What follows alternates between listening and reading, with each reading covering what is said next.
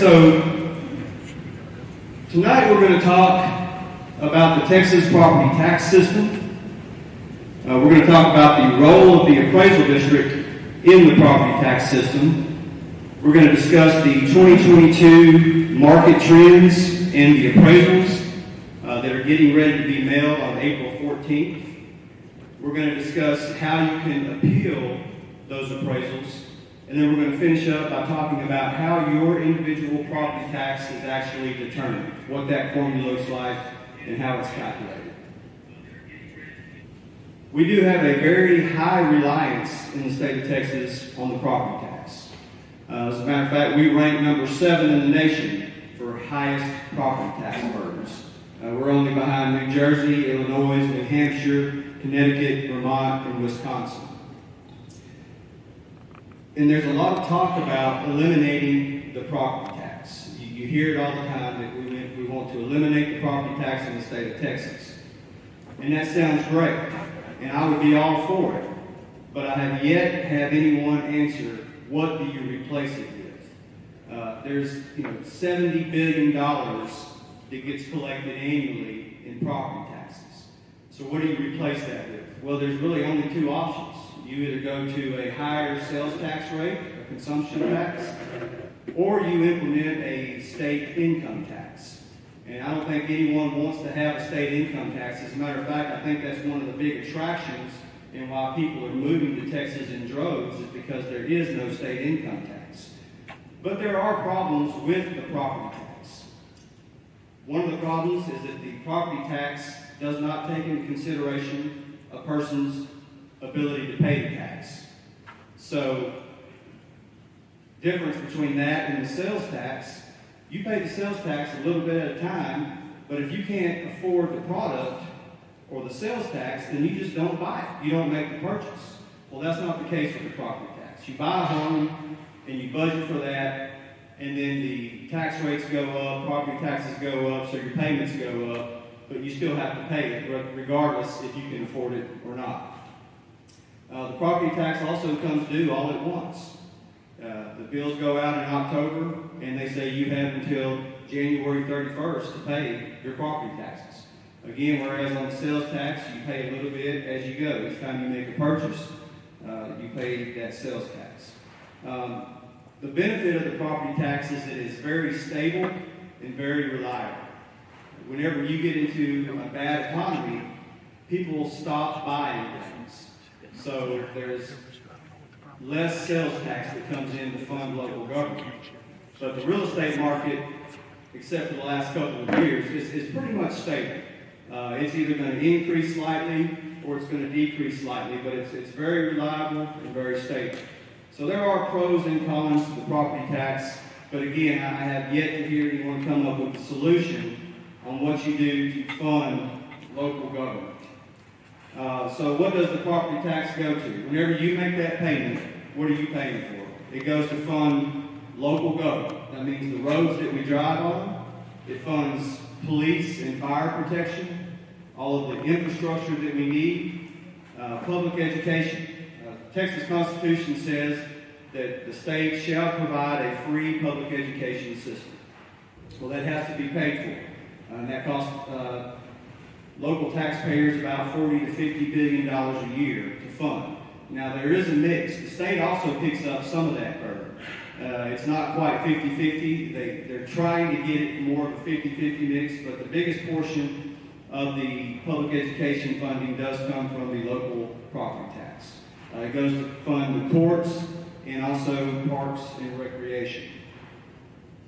So I want to show you just kind of a breakdown of where your property taxes go. So if you own property in the city of Greenville, right now, 48% of your consolidated tax bill goes to the school district.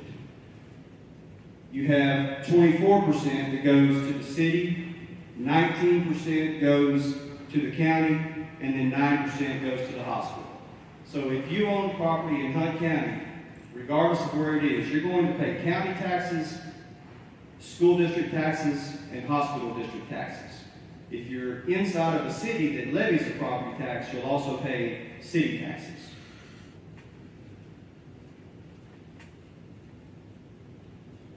This will show you a breakdown of the valuations in Hunt County, a mix of what property types make up all of the value. You can see that the largest portion of value comes from single-family properties. Those are homes. Single-family homes in Hunt County still drives the value. We have a lot of exempt property. And when we talk about exempt property, we're talking about things that are owned by the taxing entities. We're talking about all the property and commerce that is owned by the university. We're talking about churches, charitable organizations. So all of those properties that are exempt, there is no property tax collected on that. And so that means that whenever a property is exempt from taxation, then everyone else who is not exempt makes up the difference, and it gets allocated to everyone else who is paying property taxes on their property. And one thing to mention, in Hunt County, we don't have any mineral values. I think that we have maybe 3 or 4 active wells right now that bring in very little value. But when you get into some of those counties out in far west Texas or in deep east Texas where they have a lot of mineral value, those minerals are taxable.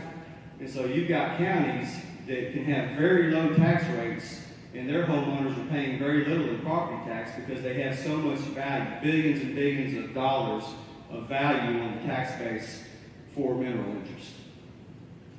This is just a quick chart that will show you. You probably can't read that, I apologize, but this is the property tax cycle. January 1 is the assessment date. So whatever your property was worth on January 1 of each year, that's what it gets taxed on. Our appraisers go out and they do their field work. You'll see their cars driving around your neighborhoods. We'll have our decals on. Please don't shoot them when you see them in your neighborhood. They're there for a reason. And we go through the appraisal process. It's done as of January 1. And then in the spring, we send out the appraisal notices. We give everyone notification that this is what we're going to appraise your property for. And then we go through what's called the equalization phase. And that's where property owners can file a protest, come in and talk to our appraisers, or go before the appraisal review board and contest their appraisals.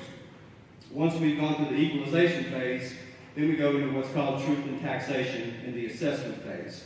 And that's where the taxing entities calculate their rates, hold their public hearings, adopt the rate. Once those rates are adopted, then we go into collections. That's whenever the tax bills go out in October and the taxes become due on January 31st. If you don't pay those taxes by January 31st, then there is pretty hefty penalties and interest that get attached. So you want to make sure you get them paid before that delinquency deadline. But so it's really a 13-month calendar when you talk about the property tax cycle. So let's talk about the role of the appraisal district in the property tax system. The appraisal district is responsible for the appraisal of all property in Hunt County at 100% of market value as of January 1st each year. We're responsible for the administration of property tax exemptions, and we'll talk a little bit about those here shortly. We are required by law to send an annual notification of our appraised values to each property owner. We're required to allow property owners to appeal those appraisals. And then we certify the appraisal roll to the taxing units. And that's it. Once we certify that appraisal roll, we ship it off to the taxing units, and then we start the process over again. One thing that we do not do is that we do not assess or collect any property taxes. And I'm going to say that one more time, really loud, so everyone can hear. We do not assess or collect property taxes. That is not the role of the appraisal district. So everyone look at that bottom line one more time. Let's read it out loud together. The appraisal district does not assess or collect any property taxes. And you hear a lot about tax reform and tax relief and appraisal reform. And when you talk about appraisal reform, there's really certain things that the legislature can do to provide relief or reform.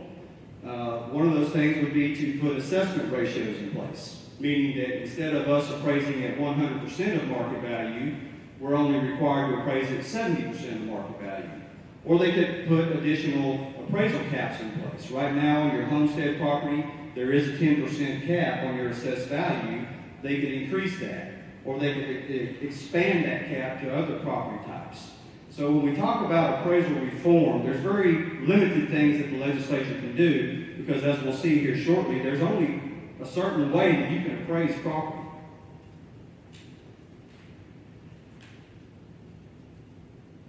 We do have two main constitutional requirements at the appraisal district. We fall under the Constitution, Article 8, Section 1, when you're talking about property taxes and appraisals. Our main requirement is that property shall be taxed in proportion to its value, and taxation shall be equal and uniform. And you can see from my picture here, equal and uniform doesn't mean that everybody pays the exact same amount of taxes. It means that everybody pays on their fair share based on the value of their property. And that's part of our job, is to make sure that everyone only pays their fair share of the property tax burden. And so we go out, we appraise the property at 100% market value, and therefore it's equal and uniform. It wouldn't be fair if we appraised the home on the left at 100% of market value, and the home on the right, we only appraised it at 70% of market value. That would mean that the home on the left was paying a higher proportion of the property tax burden than they should. And that's where the term ad valorem taxation comes from. Ad valorem is Latin for according to value.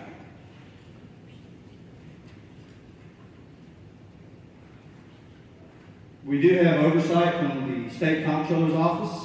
There's two main functions that they do regarding appraisal district oversight. The first one is the property value study. So the purpose of the property value study is to test the appraisal district's accuracy on our appraisals to ensure equitable distribution of state funding for public education. And that's very critical, because if they determine that the appraisal district is undervaluing property, then ultimately the school district that they're appraising for gets less state funding. And I think that we all want to make sure that our school districts are getting full funding from the state, because if they get less state funding, that means they have to raise their rates and get more money from the local taxpayers. So it's important on our part to make sure that we are appraising at market value, not only because we have this constitutional requirement, but also because it does directly impact state funding for public education. We also go through what's called the Methods and Assistance Program Review. That's when the comptrollers come to our office and they do a very deep audit of the appraisal district's governance, of our taxpayer assistance, operating procedures, appraisal standards, and procedures and methodology. So they want to make sure that we're solid, we're following the law, we're doing the things that we're required to do, and it is a very detailed, complex audit that they perform. So when we talk about appraisal methodology, what does that mean? Well, we already mentioned market value. We have a market value requirement. So market value is the price that a property would sell on the open market between a knowledgeable, willing, and unpressured buyer and a knowledgeable, willing, and unpressured seller. And so men, husbands out there, that doesn't mean that you can come in and say, I was really pressured to pay that much for this house because my wife said if I didn't buy her that house, there would be all kinds of hell to pay. That's not what we're talking about when we mention unpressured. But we're talking about willing buyers and willing sellers. And buyers and sellers are the ones that actually set the market value. The appraisal district, we don't set market value. We report market value. Buyers and sellers are the people who actually determine market values. There are three approaches to value when you're talking about appraisals. The first approach is the cost approach. And the cost approach asks the question, how much would it cost to replace the property with one of equal utility? And we use that typically on properties that don't sell very often. And so we'll go out and we'll determine how much would it cost to build that same property, less depreciation. But if you've ever been to Home Depot or Lowe's recently, you know what material costs are like. Material costs, building materials have gone through the roof. And so when you're looking at the cost approach, that means that those appraisals are also going up because building materials are going up. The next approach is the sales comparison approach. The sales approach asks the question, what are properties similar to my property selling for? And we use this most often for residential properties. We'll mention that Texas is a non-sales price disclosure state. We are one of I think 7 states now in the nation that is a non-sales price disclosure state. That means that when you buy or sell a piece of property, you do not have to tell the appraisal district or the government what you paid for that property. In every other state in the nation besides those 7, you do have to tell the government. And it kind of ties our hands behind our back. We're working without all the resources that we need to do accurate appraisals. But when we talk about the sales approach, whenever sale prices are up, just like building material. When building material goes up, the cost approach goes up. When sale prices go up, the value based on the sales approach goes up. And then the last approach is the income approach. And it asks the question, what would an investor pay in anticipation of future income from the property? So we're talking about rental properties. We're talking about apartments, hotels, motels, retail centers, those types of properties where people actually pay rent to occupy and use that property. And again, rents are up. So when we're looking at the income approach, that means the values of property based on the income approach are going up accordingly.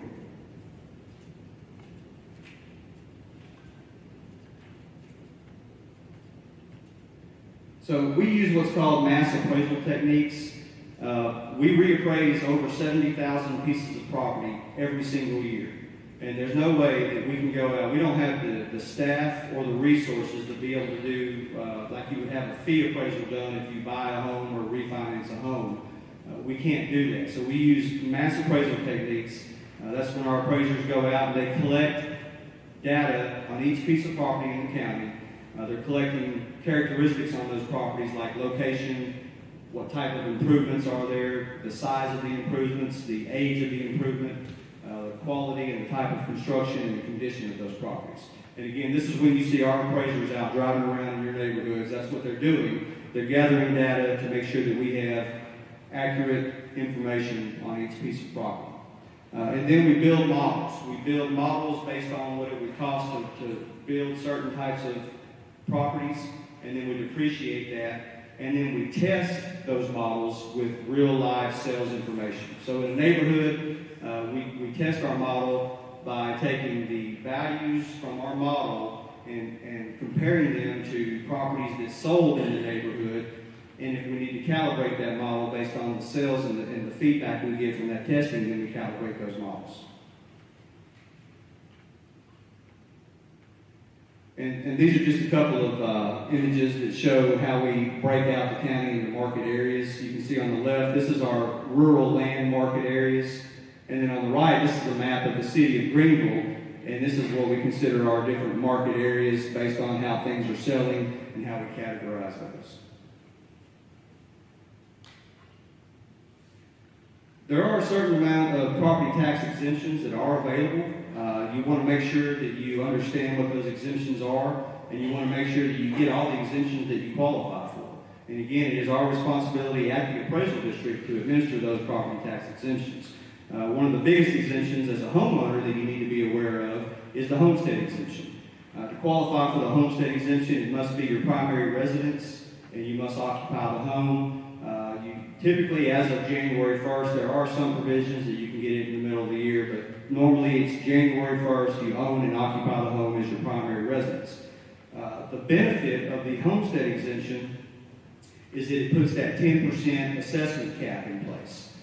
So that means if your homestead property was appraised last year at $100,000, and the appraisal district raises the value the following year to $200,000, your assessed value is going to be capped at 10%. So you're only going to pay taxes based off of $110,000.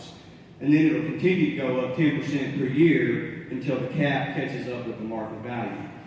Currently, the homestead exemption is a mandatory $25,000 exemption for school tax purposes.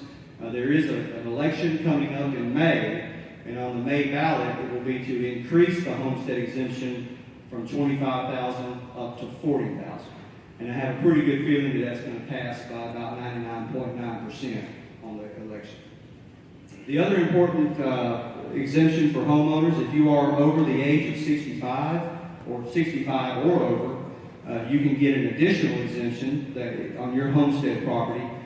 It gives you another $10,000 exemption, and for your school taxes, it freezes the amount of taxes that you pay the year that you qualify for that exemption. So whatever you paid that year, no matter what the tax rates do, no matter what the value does, you're only going to pay the same amount that you paid the year that you turned 65. So make sure if you are 65 or older on your homestead, contact our office, make sure you have that in place. And that is a mandatory freeze for school taxes. Now, cities and counties can do what's called a local option freeze, and that's similar to what the city of Greenville did last year. They put it on the ballot for the voters to approve a freeze for city taxes, and that measure passed. And now, if you live in the city of Greenville, if you're over 65, your taxes are frozen on your homestead property for the city as well. And then there's a list of other types of exemptions that are available.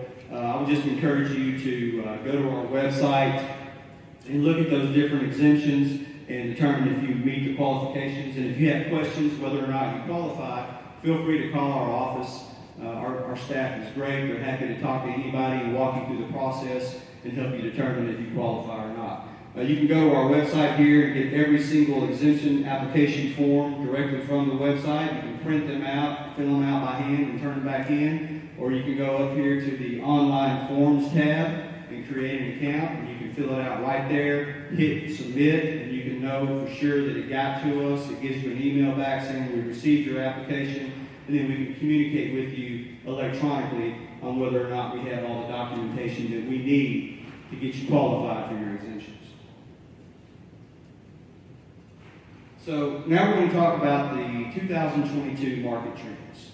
And I think that that's what most of you are here to learn about to begin with.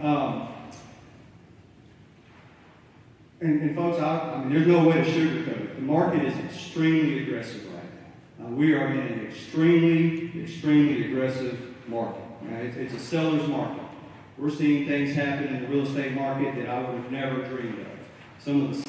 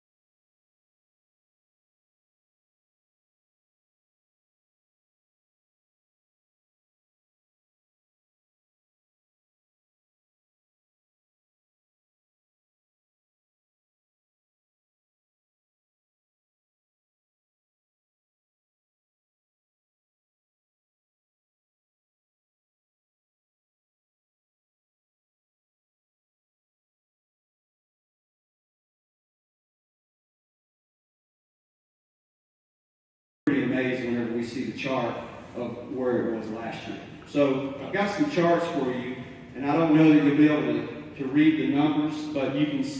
I don't think you need to see the numbers. I think that the line itself tells the story. But this is the average home value historically. Right here, this is 2015. In 2015, the average home value in Hunt County was right at $100,000. So from 2015 to 2022, in 7 years, the average home value has more than doubled. And that's just what's happening in the real estate market.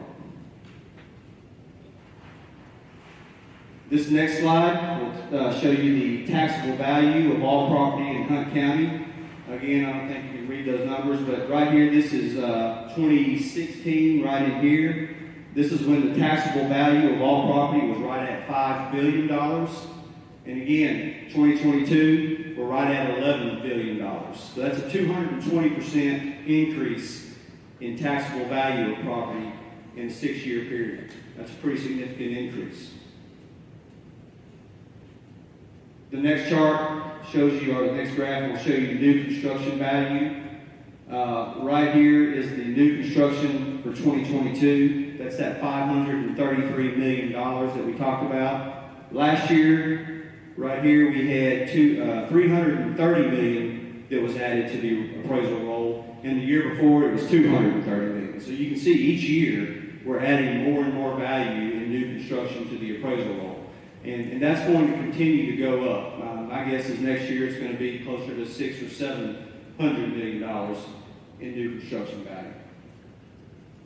This is the number of single-family residents that are getting added to the appraisal roll each year. These are new homes, the number of new homes that are being built in Hunt County every year. So you can see in 2020, there were 839 new homes built in Hunt County. In 2021, we jumped up to 1,438 new homes.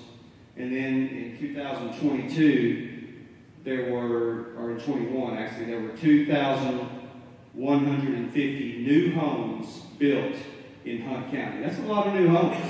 And I anticipate that next year, there's going to be closer to 3,000 new homes. We have a lot of home builders all over the county, not just, the Cattle Mills area has just, if you've been out that way lately or if you're from that way, you know what's happened. But it's happening here in Greenville also. And it's happening all over the county.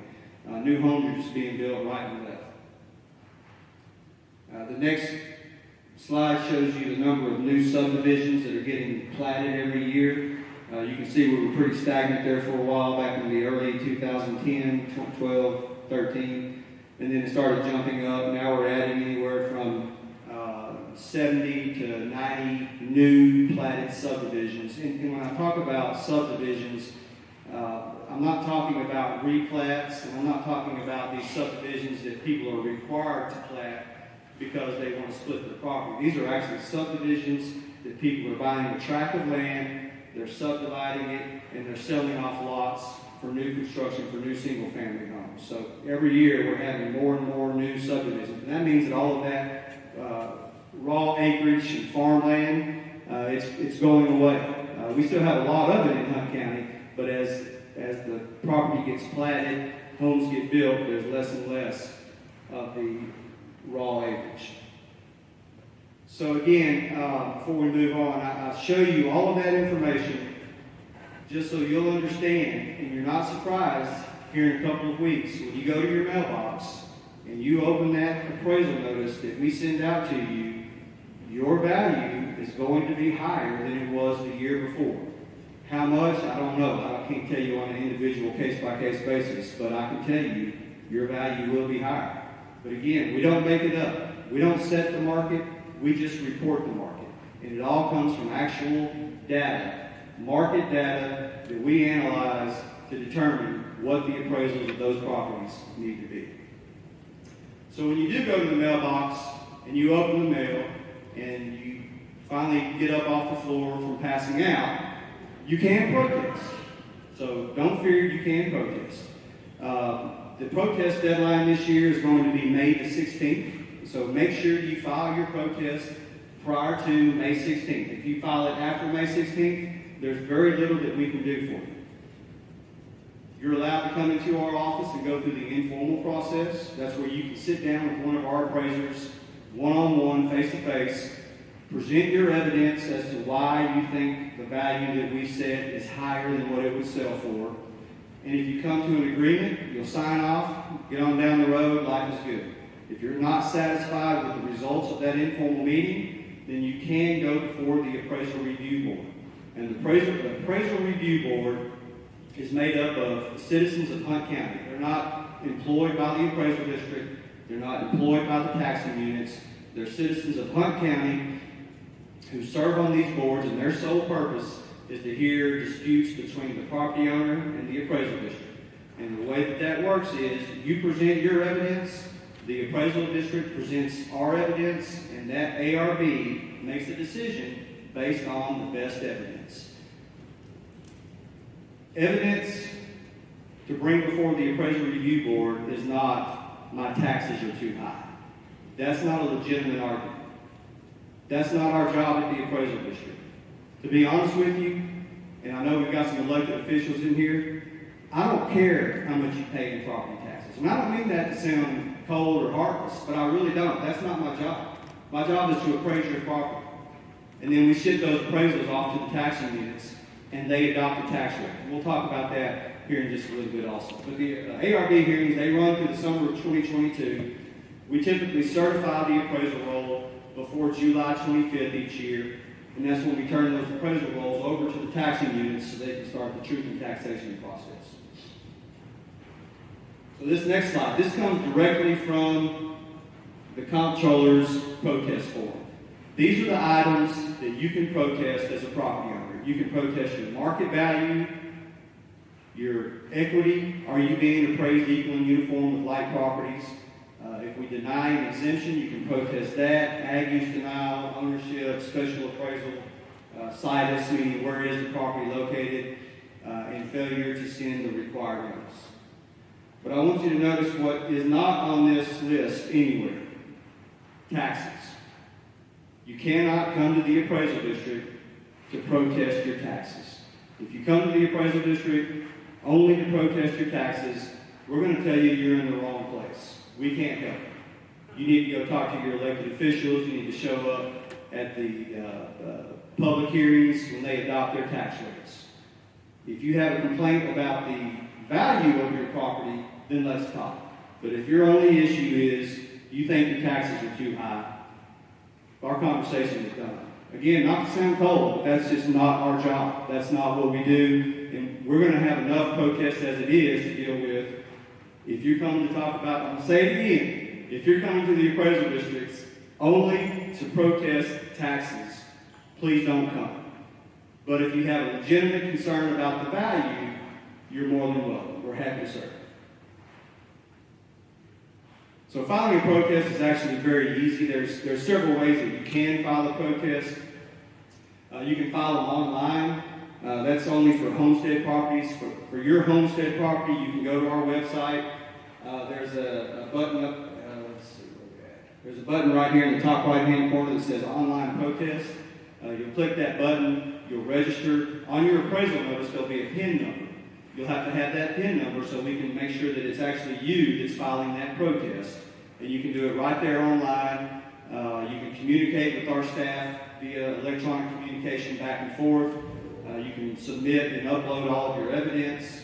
If we agree with it and we want to make a settlement offer, we just put it right there in the portal. You can either sign it, electronic signature, and click submit, and you're done. If you reject it, then we just schedule you for an ARB hearing, and then you come on in on your assigned date and go before the Appraisal Review Board. If you don't want to go through that process, or if it's not your homestead property, you can email in your protest form. You can bring it by in person, or you can use the GEUS mail. But make sure that you file a protest before the May 16th deadline. And if it's postmarked by May 16th, we will accept that. We're getting close, I promise. Again, the ARB hearings, they're conducted during the summer of 2022. We've already talked kind of about the ARB process. But when you do protest, make sure you bring in some evidence. If your concern is that you have structural damage with your property, if you've got foundation issues, bring in estimates to repair, pictures. If you know that a neighbor in your neighborhood, two houses down that has a home very similar to yours just sold, and it's sold for less than what we have it appraised at, bring us that sales information. And if we think that it is similar, we'll adjust it. If you just bought your property within the last 6 months, bring in your sales contract. If it was an arm's length transaction and it was on the open market and it meets the definition of market value, we'll adjust it. But bring some evidence. Don't just come to the office and say, hey, I just don't like the values. Because I promise you, we have data. This year, we have more data and more information than we've ever had. We are overflowing with data. So bring information, because if you don't, we're going to show you our information, and we're not going to be able to make any adjustments. So once we certify the appraisal roll, we turn it over to the taxing entities. There's currently 37 taxing entities in Hunt County that we do appraisals for. That's all the cities, the county, the hospital, 17 school districts, and we have some what's called MUD districts. Those are municipal utility districts now in Hunt County. So we turn the appraisal roll over to those taxing units, and they have to go through the truth and taxation process. What they have to do is calculate a couple of different rates. The first rate they have to calculate is the no new revenue rate, and that's exactly what it is. It's the no new revenue. That's the rate that would generate the same amount of revenue that they generated the year before on properties that were on the appraisal roll both years. And I'll show you an example of how that calculation and that formula works here in just a second. They also have to calculate the voter approval tax rate. That's the tax rate that for a city and a county, if it's going to generate more than 3.5% increase in revenue from the previous year, they have to go to the voters to get approval. So if their revenue last year was $10 million, and they calculate a rate this year that's going to generate $20 million, they can't just do that. They have to take it to the voters, and the voters can either approve it or deny it. And if it gets denied, then it gets kicked back to the no new revenue rate. And then they propose their rate that they want to set. Once they have a proposed rate, then they have to go through, there's publications that they have to do in the newspaper, and if they're going above the no new revenue rate, they have to hold 2 public hearings and allow the public the opportunity to come and speak before them. And then finally, they adopt the tax rate once all of that has taken place. So here is the property tax formula. And folks, this is very basic, simple math. There's nothing complicated about it. It's as simple as revenue, that's the amount of money that the taxing entity needs to operate. That's their revenue. Over here is the value that's on the tax roll. That's what we do. That's set by the appraisal district. And then over here is the tax rate that they adopt to generate that revenue. And it's very, very simple. If you know 2 of these pieces, you can find out the third. It's revenue divided by value equals rate, or revenue divided by rate equals value, or rate times value equals revenue. Very simple math. So let's take a look at some examples on what that looks like real world. So over here on the left, let's say if the taxing unit decides that they need $30 million in revenue to operate. And they get the certified appraisal roll from the appraisal district, and the value of property in their taxing unit is $4.5 billion. Again, going back to the simple math, revenue divided by value comes up with the rate that they must adopt to generate that $30 million. So if they want $30 million, they have $4.5 billion on the tax roll, then they have to adopt a tax rate of 0.667 per 100 to get $30 million in property taxes. So let's say the example in the middle, the following year, if the appraisal district reappraises properties, and the appraisal roll now has $5 billion. So we went from $4.5 billion to $5 billion. the city decides, you know what, $30 million was plenty last year. We only need $30 million again this year. So to generate that same $30 million based off of a higher appraisal, they can lower their tax rate. If they lower their rate with a higher appraised value, they're going to get the same amount of revenue. And that's that effective or that no new revenue rate that we talked about. It's the rate that will generate the same amount of revenue in both years. So this would be going from 0.667 to 0.6 to generate the same amount of revenue. But let's say if the city decides, you know what, we came up short last year, $30 million didn't quite cover it. We need a little bit more money. So this year, we need $33.3 million in revenue. And they still have that $5 billion from the reappraisal. Well, to come up with that $33.3 million, they would have to keep the same tax rate that they had last year to generate that amount of revenue. And so the point here is, that's a tax increase. Even though it's the exact same tax rate that they had last year, exact same tax, 0.667, 0.667, but they're generating $33.3 million versus $30 million. So same rate, but it is a tax increase. And technically, if they went anywhere between 0.6 and 0.667, it's still a tax increase. They could even lower their rate, but if they didn't lower it all the way to the 0.6, it's still a tax increase. And my point here is that the appraised value, the appraisals, the appraisal roll is one part of the equation. We appraise the property, we turn it over to the taxing units. They have to decide how much money do they need to operate based on this amount of value, what rate do they have to set to get that much money.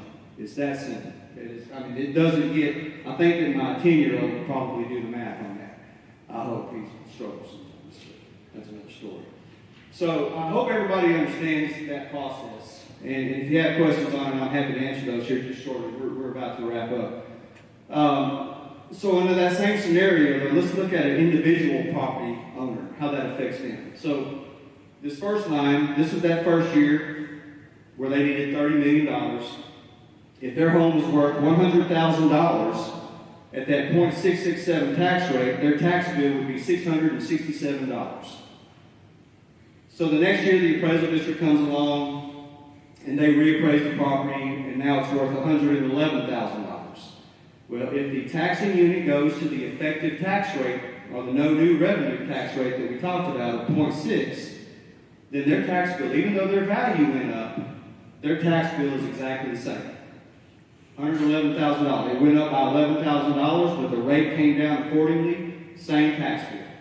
But in that third scenario, the value of that home went up to $111,000. The taxing unit kept the same rate as last year, same exact rate, but yet their tax bill went up to $740. So what I'm trying to point out here is that this value doesn't always equate to higher taxes. If the taxing units adopt their no new revenue rate, your value can go up without your taxes going up. I think that's important for property owners to understand. This graph right here just shows you what the tax levy of all taxing entities in Hunt County has done historically.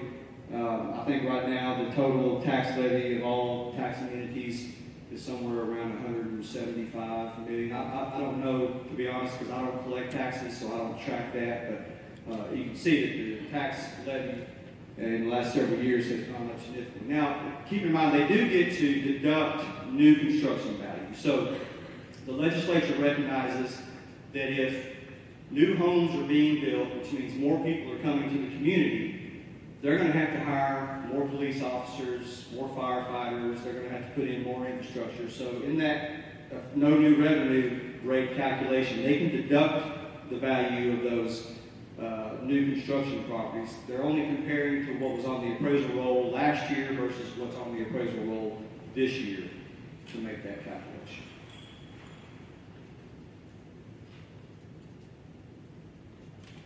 One thing I want to point out on the appraisal notice this year, the Texas legislature has removed the estimate of taxes from the appraisal notice.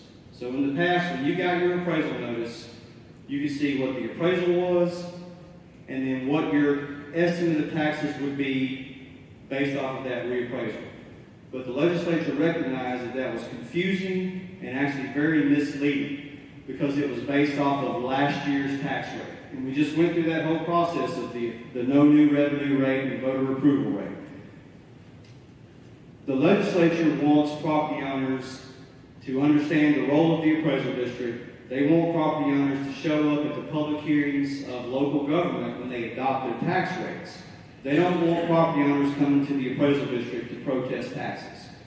So in an effort to be more transparent and help people understand who to go for what reasons, they removed the estimate of taxes from the appraisal notice, and they've now required that each county have a tax rate website that property owners can go to in August.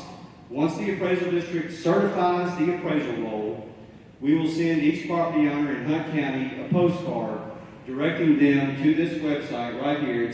It's hunt.countytaxrates.com. You should have gotten this postcard last year. Don't throw that postcard in the trash. It's important. You want to make sure that you go to this website in August, because on that website there's going to be a lot of useful information for your property in particular. You can go to the website and you can search your individual property.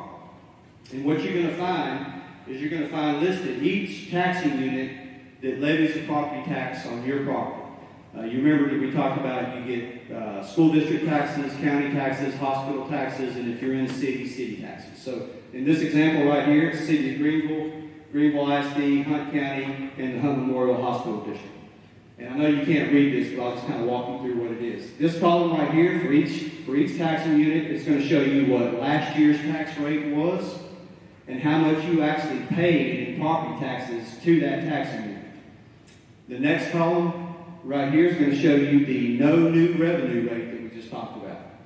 And then over here it's going to show you the voter approval rate, and it's going to show you what your taxes would be if they adopted the no new revenue rate, what your taxes would be if they adopted their voter approval rate. This is going to show you what their proposed rate is, meaning what they intend to set the rate at, and what your taxes will be if they adopt that rate. And then on the far right-hand column, it's going to show you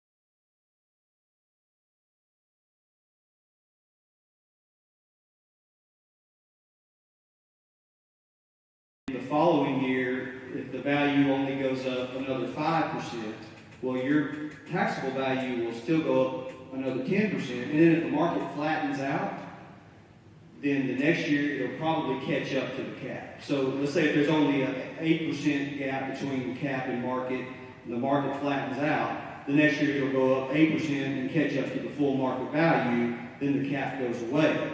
But then in subsequent years, if the market gets hot again and we go up another 15%, then you do get another 10% cap. And then it goes through the same process. It just goes up 10% each year until the market value slows down enough for it to catch up to the value. Right. So we're assuming that this insanity is not going to compound itself year after year. If I had that crystal ball, yeah. No. And what's going to be really interesting, and we've seen this happen before also, with markets and values as aggressive as they are right now, we could have a situation where if the value went up 30%, but you're at the 10% cap, and let's say if the market crashed and the value comes down 10% next year, and everybody knows market values are down 10%, and we lower your market value 10%, well, your assessed value is still going to go up 10% because the market value didn't come down enough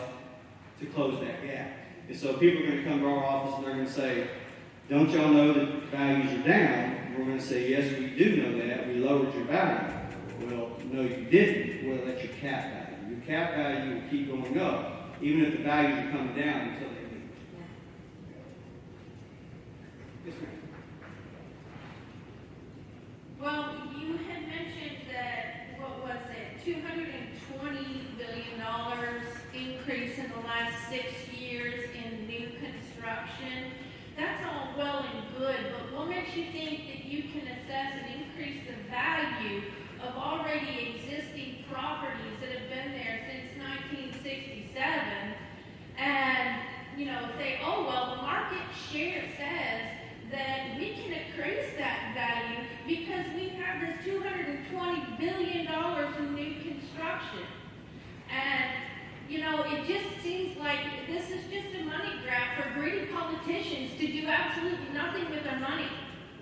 Well, so as far as the increase in the appraisals, even on older homes, there are older homes that are selling. So if you have a 1960 built home. It took me 3 years to replace my roof. 3 years, and now you're going to tell me I'm going to have to pay more taxes on that brand new roof that took me 3 years to get it paid for? And again, it's based on the value of the property on January 1. So if the roof has been replaced and it's no longer a deterrent to the value, then your value will increase. For you to say, hey, we've got all this billions of dollars in new construction, the market is hot. Okay, whoop-de-doo. Well, the market is not. The county coffers. So the market is not just hot on new construction. I mean, older homes are selling just as fast as new homes. I mean, I don't want to sell my home. I understand that. I'm having trouble paying for gas and groceries. I completely understand that. Apparently they don't. Well, I don't have any choice because when properties similar to your house are selling for a certain amount, we have a constitutional requirement to reappraise other like properties at that value. That's the definition of market value. Even though you don't want to sell your house when you're not going to sell your house, the question is, if you did sell your house, what could you sell it for? You're almost forcing my hand that I have to, because I can't afford raising taxes. Well, and again, that goes back to, as values increase, tax rates should decrease to offset. Well, but at the appraisal district, that's our job. We don't care about taxes. Again, the amount of taxes that you pay, and I'm not trying to be cold, but that's not our job. Our concern is not how much you pay. Our concern is what is the value of your property. But as those values increase, if the tax rate comes down appropriately to that no new revenue rate, you shouldn't see any increases in your taxes.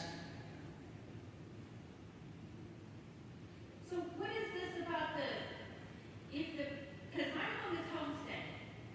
Okay, so I have a cap of 10%. And what about when the property values go down again? if the property values go down and the market shows that values have decreased, we will decrease values. We follow the market value. So as values are rising, the appraisals rise. If and when the market crashes, our values will go down as well. Well, I mean, we saw in 2008 how things can really change really quickly. And it seems like this right here is driving another one. Well, and so absolutely, in 2008, 2009, when we went through the recession, we saw a housing crash. There was a lot of issues with mortgages and lending and things like that. And so the bubble burst, and we actually lowered values at that time. We lowered values on the appraisal roll because we saw a lot of foreclosures. There were foreclosures that were affecting market values of all properties. And our values on the appraisal roll actually went down from one year to the next. So it goes both ways. All right, thank you. Okay, thank you. Anyone else? Yes, sir. Brent, I commend you, number one, for standing up here and to tell this, because I know the other side of it, so, but there's just a couple of things. She sort of hit in one place. I'm going to go, like the slide number 9, you had the old house and the new house. They both set on April land. We know that's going to go up, regardless of if the house is falling in. Them taxes are going to increase this year. I mean, right? I don't know the value, but The value, that's what I'm saying, the value of it. This is not to you, it's for everybody behind you. But if you're not paying attention to the county, the city, the hospital, and these rates, this isn't the guy that we actually point the finger at. Me and him butt heads 2 or 3 times, if not more, a year. This isn't the guy that sets the rates. It starts when you hear things and you read advertisements like we can build a new jail at no cost. 1 or 2 things that happen, folks, are a school that we can build without a cost. Either if it's 20 to 22, we stockpile that money somewhere in the county. Some call it a slush fund. I'll go right out on a limb for it. If they can come out and advertise money to you that we can build projects with that don't cost the taxpayers a dime, I probably got something I want to say you too. We're not watching what goes on with these tax rates. There's not a watchdog at the hospital. There's nobody watching the county. It's not happening. A penny don't cut it. If this man right here stands up here and tells you there's $500-something million more dollars in the coffer, it's coming, and we still can't cut a rate, something's messed up. And I want to tell you, day in and day out, I fight with those people in Austin. That's where the whole problem lies. I can call down there and talk to people on the floor about homestead cap, which has happened to me, and I got representatives that ain't smart enough to have a conversation with me what a homestead cap even is. So, you got it bad, I got it bad this year, I know it. But guys, you better get involved, you better look at the council, you better look at the county, you better watch your hospital, because that's where it's all starting. Them rates are going up, and we're growing. You're right, we got to build roads, we got to build schools, we got to do things. But there better be somebody over watching their monies too. But this isn't the guy setting the rate. This guy's setting the value. And guys, we are selling things that I think people will shoot themselves over in the next 30 years for stuff they spent money on. And he doesn't control that. I don't control it. This office don't control that. But trust me, him and I will butt heads here in a few months. But this isn't the guy that sets it right. I got one more question. Was there a question in that? Yeah. Can I pay my taxes at your office? Only cash. Only cash. All right, thank y'all very much. Appreciate you coming out. You have a good afternoon. One more question. I'm sorry.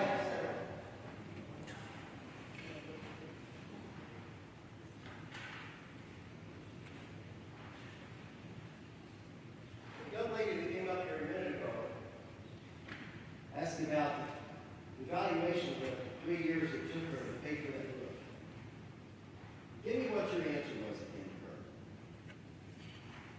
of her. valuation, it took her 3 years to fix the roof. Well, we look at it as of January 1st of each year.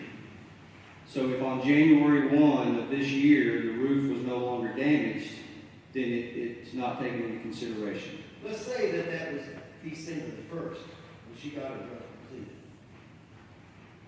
If it was December 1st, then it was done by January 1st. Our assessment date is January. I don't follow the question. Where does it go? I don't follow the Tell me question. how you're working on this assessed valuation. It's before January the 1st. How do you deal with that? And it's just the roof. I'm still confused by your question. I apologize. You're suggesting that it's increasing the value of the property. You're looking at the valuation of the property. If the value of the property increases, it's increasing her valuation. Is that not correct? You've already said that 5 times. That's absolutely correct, yes. And how did you not understand my question? I Now, back up. understand the question. How is she supposed to depreciate the value over a period of a couple of years that you're talking about?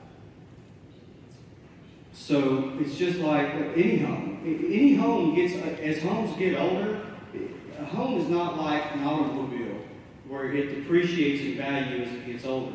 You hope that your home appreciates in value as it gets older. As the years go by, you want to see appreciation in your home. That's the biggest investment that you're going to ever make for most people. And I would hope that as your largest investment, you would see some appreciation. Even though the home is physically getting older, the value is appreciating because the market is appreciating. Sir, can I inject a factor of life here? She doesn't give a shit what her damn valuation goes to. She wants to live there. She's not looking at it as an investment. That's her house. That's where she lives. I understand that. And I think that if we want to put some protections in place, if we want to have protections in place for property owners and homeowners, the legislature needs to put those protections in place. Until they tell me that I can undervalue her house because she can't afford to live there, I don't have any choice. As much as it pains me, or as much as I would rather have 1,500 angry men come and cuss me up and down than to have to tell one nice lady that I can't go. She can't afford her house. It is. But I don't have a choice. Yeah.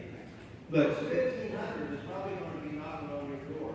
They will. What do you want? Probably 15,000 actually. Just do that. Oh, I know they're coming. Absolutely. Yes, sir. I know that's why you're here. You would not be here for any other reason except that you know what exactly is going to happen about May 10th. It'll be before May 10th. Those April 14th census valuations will arrive. Right. And I really object to you trying to make comments up here. Jokes. Okay. Friends, this is not a comedy time. This is not comedy hour. This issue is going to hit you in the back of the head like a brick. I was first elected in 1980, House of Representatives in Missouri. I served 10 years. About halfway through with these battles about property taxes, Supreme Court ruled reassessment, statewide. I was vice chairman of the House Committee. 14 months. And about 3 meetings a week in those 14 months to work this out. It's a very, very complicated process. Yes, sir, you're correct. There are House and Senate members who do not know 5 minutes into what the property taxes are, how the formula works in this state. I can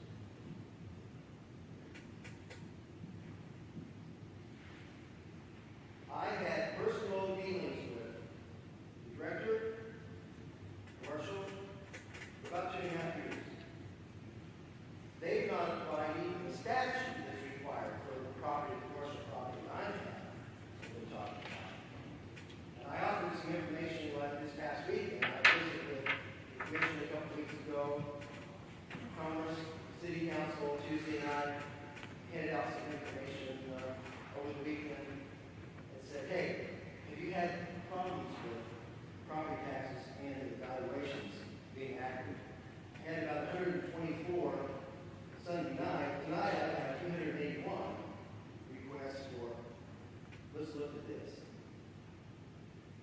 Commerce alone. You know, there's only one commercial property sold in Commerce in 2020. If that was a 20% evaluation on that one commercial piece of property, what is it? All ships rise in a flood tide? That's not a flood tide. How do you assess the commercial property everywhere else if you've got one value done? Is that your question? It's a question. Okay. So again, when we go back to the income approach to value, as I mentioned earlier, rental properties, income properties.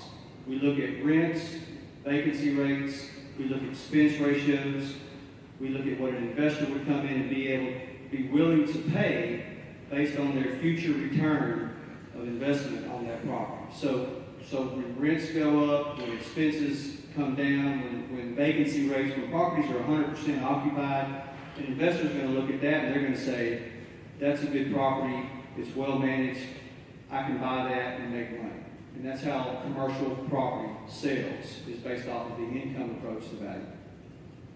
Well, thank you very much. That's a formula. If you would just apply it. There's 57 businesses inside the city of Commerce. I've been to every door the past 3 weeks. There's a commercial property called Texas Tea.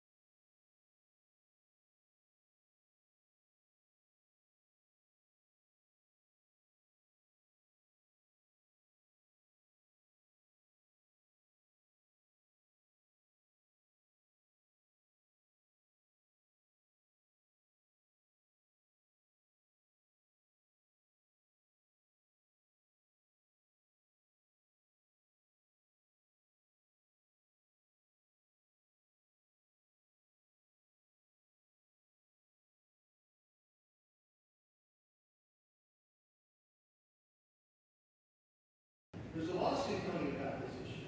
I'm done asking you questions. I have one comment. Sir, the only way a political subdivision can say we can build this for no new income is if a bond is retired. It might be a 20-year bond, or a 10-year bond, or whatever it is, or whatever political subdivision that applies to. If that bond's going to expire in June, I guarantee you the school district's going to start a bond program in March, in January, so that they can get that passed by the time that bond expires. That's the only way it happens. Don't let them lie to you. Thank you. Thank you. Any other questions? Yes, I got. Yeah. A question on the homestead exemptions. Does it work both ways? If the market takes a dive, do we only go down 10% until we eventually catch it? So on the cap? Yeah. Right, no, so if the market goes down, then if the market goes down 50% in 1 year, then your value can come down 50%, your taxable value can actually come down 50%. I just want to make sure that wasn't in both directions. You bet. The data that you guys use to evaluate market value, is that something that is then also available on the CAD website for the rest of us to evaluate? So going back to my comment that Texas is not a mandatory sales price disclosure state. So we do get certain information through third-party vendors, but that information remains confidential unless you file a protest. Once you file a protest, then we can release the sales information that we used to come up with those values. So the best method is to do the informal process so that you can see the evidence against you. Absolutely. Even if you may not necessarily disagree with the value, but if you just want to check us and make sure, hey, I don't know if that's my value or not. Let me go down and talk to the appraisal district and see if they can justify this value. Come on down, sit down and say, hey, I don't know if this is right. Can you show me how you came up with this value? And at that point, we can show you the sales comparables that we use to value your house. Yes, sir. Do you release the third-party vendors that you buy data from? No, we do not. So how would I know go to on my own to get data? Well, so a lot of people go to realtors if they have a realtor that they know, and a lot of realtors will provide, I guess, as a way to attract future clients. They'll provide information as far as sales go. And then there's also tax consultants that will protest your valuation for you, and they have a lot of information as well. Yeah, I just want to make sure there's not a void in the data. Because, I mean, again, if we don't report to you the values when we buy and sell, if it's provided by third parties, but we don't know who those third parties are, there's kind of a hole in seeing where the interests lie, right? And a lot of the information, so a lot of it is coming from letters that we send out. So whenever for every property transaction that happens in Hunt County, we send a letter to the buyer and to the seller, asking them to provide us the sale price. And we get some response on that. It's probably limited. And yes, we did. Yes. Right. So MLS is one. Thank you. MLS is one of those third-party vendors that we use.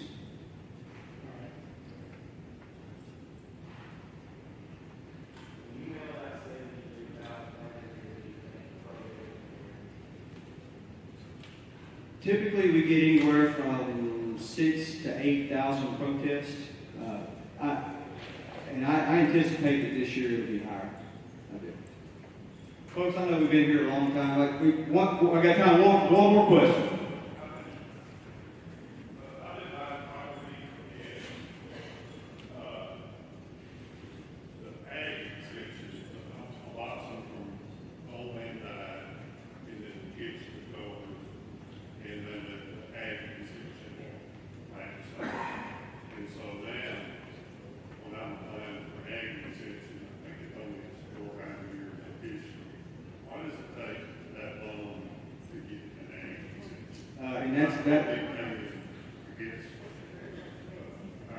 Right, yeah, the state law requires that the property have a 5 out of 7 year history. And that's not something that we come up with that on our own. That's a state law. I'm not sure what the legislative intent is on that. I wish I could give you a better answer, but the tax code is very specific that to qualify for that special use ag appraisal, it has to have been used 5 out of 7 years. So if they let it go idle.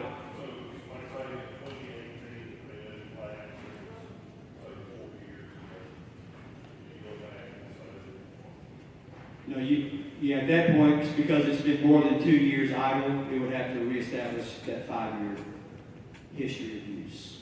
Yeah, unfortunately. Right. Yeah, it's hunt.countytaxrates.com. Folks, I appreciate y'all's attention. Thank you for coming out. Please call us anytime. Thank you very much. This video has been brought to you by GEUS 34. GEUS is your community-owned provider for electric, internet, cable TV, and true local programming.